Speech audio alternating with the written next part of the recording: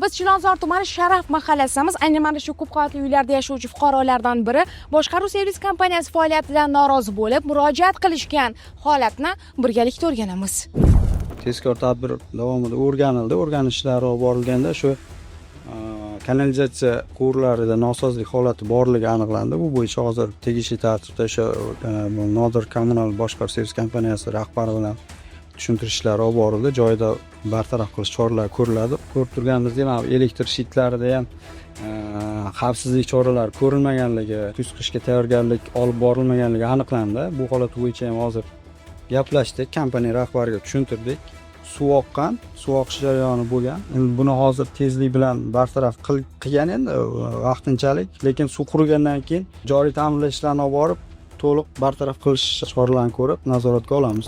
Doimiy bo'lmaydi bunaqa holat. Sababi bu domla yangi o'tgan domlar sekin-sekin ta'mirlab, hamma joyi qilib, remontlarni qilib boryapmiz.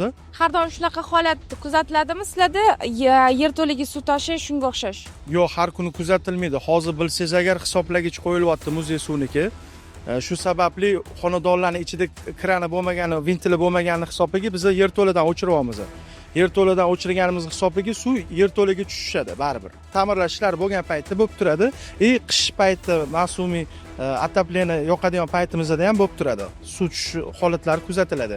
Bekorga sizlardan yuqori tashkilotga murojaat qilmagandir. Sizlar bilan ish bitmaganki, yuqori turuvchi tashkilotlarga murojaat qilishgan. Aynan shu masala bo'yicha bizda hech qanaqa murojaat yo'q. 7/24 soat telefon nomerimizga qo'yib qo'yganmiz. Bu bo'yicha kelib tushmagan. Yo'q, kelib tushmagan. Ushbu boshqaruv kompaniyasi xizmat ko'rsatadigan yana bir ko'p qavatli uyni yerto'lasiga tushib ko'rmoqchimiz. Xo'sh, bu yerda-chi suv bormi, yo'q? Ko'ramiz birga. Lekin kiraverish chiqindilarga to'la. Bunday holat yuzaga kelishiga boshqaruv servis kompaniyasini ayblay olmaymiz, chunki fuqarolarni o'zlarining majburiyatlari, turgan joylarini toza saqlash.